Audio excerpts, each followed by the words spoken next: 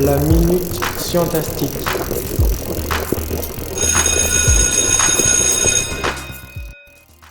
Bonjour à tous, nous voici maintenant au printemps. Quelle magnifique saison! Les beaux jours reviennent, les fleurs arrivent, les abeilles ressortent et avec tout ce beau monde arrive aussi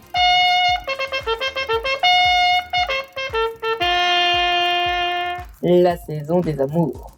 Durant ce moment, nos hormones sexuelles nous titillent un peu, pas vrai? Oui. Mais c'est quoi une hormone? À quoi sert-elle? Où se trouvent nos hormones sexuelles et comment s'appellent-elles? Aujourd'hui, je vais tout vous dire. Je terminerai par un cas plus particulier et qui sait, c'est peut-être aussi votre cas, tout comme moi.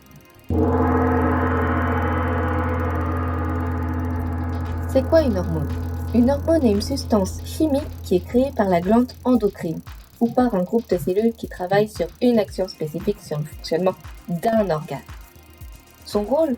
Les hormones sont indispensables à notre fonctionnement. Croissance, développement, métabolisme. Plusieurs hormones peuvent agir ensemble pour une même fonction. On en a même une pour notre sommeil, appelée mélatonine.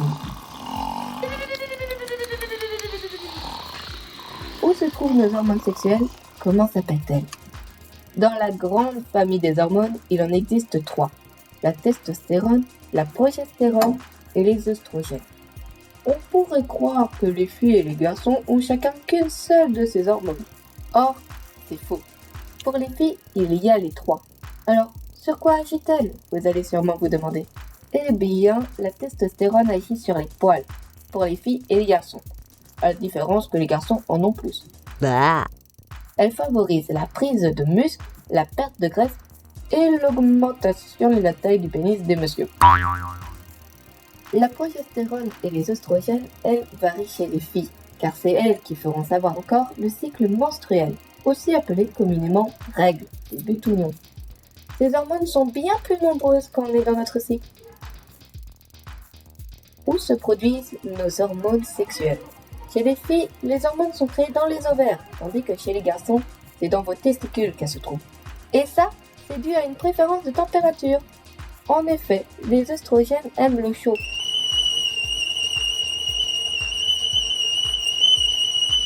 Elles doivent être proches de l'endroit où elles travaillent. Et les testostérones aiment le froid. C'est pour ça qu'elles se situent aux testicules, comme je l'ai dit un peu avant. Que se passe-t-il si on en produit trop?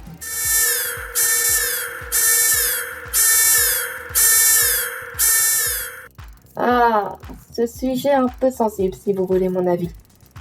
Car il y en a plusieurs cas, et plus particulièrement chez les filles qu'arrivent ces problèmes.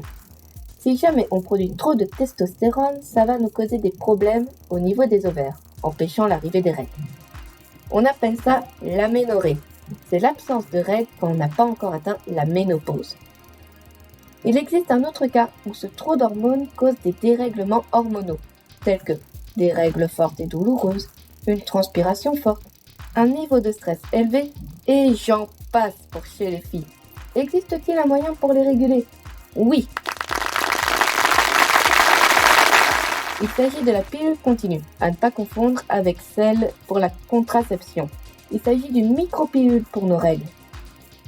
Pour ces messieurs, alors dans certains cas, les hommes aussi ont des problèmes d'hormones. Je vais à nouveau parler des testostérones. Le problème se nomme l'hyperandrogénie. Elle cause de l'acné, de la séborrhée, qui est une inflammation de la peau, la perte de cheveux et une augmentation de la pilosité. Pour régler ces problèmes, il y a d'autres moyens en dehors de ce médicaux. Le changement d'une alimentation, une activité physique et ou une réduction du stress peut régler ces problèmes. Après, comme je l'ai dit auparavant, il y a la pilule, comme la Anaïs, qui comporte 4 plaquettes de 28 pilules. Attention, à la fin de la plaquette, il faut en prendre une autre. On ne doit pas arrêter celle-ci arrivée à la 28e. Sur ce, j'ai fini avec notre corps qui est si étrange et fantastique. Car on croit tout connaître et pourtant, il est rempli de secrets à découvrir et à dénicher, à comprendre et à apprendre. J'espère vous en avoir plus appris sur vous-même et sur les autres, que vous soyez fille ou garçon. Et j'espère surtout que tout comme moi, votre corps vous émerveillera et que vous aurez cette curiosité à le découvrir. Les sciences vues comme ça, c'est vachement sympa.